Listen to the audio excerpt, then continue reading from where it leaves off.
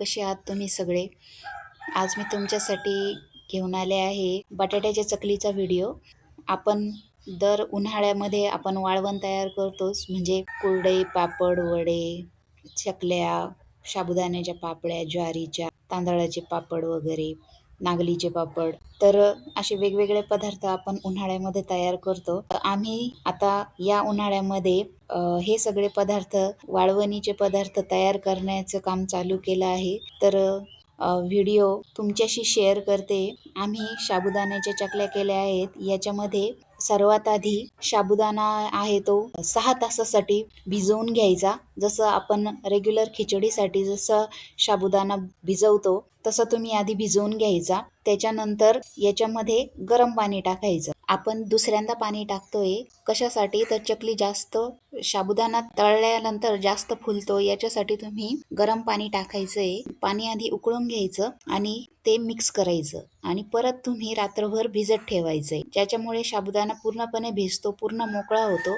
आणि अशा प्रकारे भिजलेल्या साबुदाण्याने चकली खूप मोठी होते, म्हणजे खूप फुलते. तर आम्ही संध्याकाळी साबुदाणा भिजत टाकला होता. एक 4-5 तासानंतर रात्री आम्ही त्याच्यामध्ये पाणी टाकलं, गरम पाणी. आणि पाणी एवढं टाकायचंय की जसं पाणी थोडंसं वरती राहिलं पाहिजे अशा पद्धतीने तुम्ही पाणी टाकायचंय. तुमच्या अंदाजाने तुम्ही पाणी टाकायचंय, फक्त खूप जास्त पाणी नाही टाकायचं, थोडंसं वरती आलं पाहिजे. तुम्ही पाहू शकता साबुदाणा पूर्णपणे व्यवस्थित भिजलेला आहे. एकदा हलवून घेतलेलं आहे, म्हणजे मोकळा करून घेतल्यानंतर त्याच्यामध्ये कोणत्याही प्रकारची गाठी राहत नाही. आता बटाटे उकडून घेतले, बटाटेचे साल काढून त्याला आपण किसणीने किसून घ्यायचं. याने काय होतं की याच्यामध्ये कोणत्याही प्रकारच्या गाठी होत नाही आणि त्या सोऱ्यामध्ये आपल्या अडकत नाही.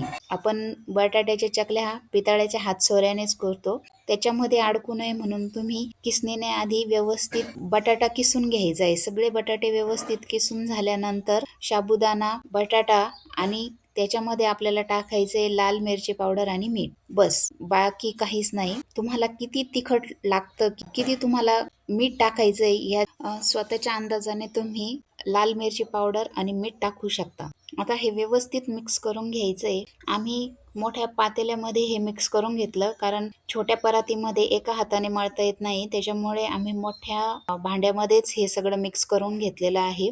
आमच्या घरासमोरच जागा आहे, अंगण आहे, तर त्या अंगणामध्येच आम्ही बाज वगैरे टाकून त्याच्यावरच सगळ्या चकल्या तयार केलेल्या आहेत. व्हिडिओमध्ये तुम्ही पाहू शकता की आम्ही कशा प्रकारे चकल्या तयार केलेल्या आहेत. ॲक्च्युली त्या चकल्या एवढ्या गोल किंवा जसं बाकीचे यूट्यूबर्स जे कुकिंगचे चॅनल्स आहेत त्याच्यामध्ये जसं दाखवतात की व्यवस्थित परफेक्ट चकली, आणि तसं काही आमचं झालेलं नाही आहे.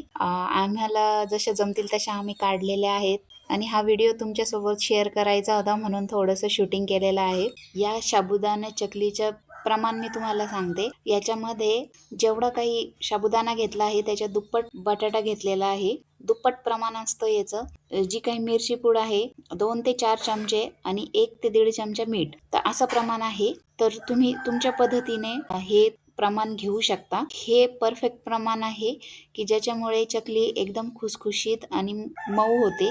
या चकल्या तुम्ही कडक उन्हामध्ये 2 ते 3 दिवस वाळवा. पहिल्याच दिवशी त्या पूर्णपणे वाळत नाहीत, पण एकदा कडक वाळल्यानंतर त्या तेलामध्ये खूप छान फुगतात. व्हिडिओच्या शेवटी मी आमच्या चकल्या कशा झाल्या हे तळून पण दाखवलेलं आहे आणि खरोखरच खूप छान झाल्या आहेत. जर तुम्हाला हा व्हिडिओ आवडला तर लाईक, शेअर आणि सबस्क्राईब नक्की करा. थँक्यू.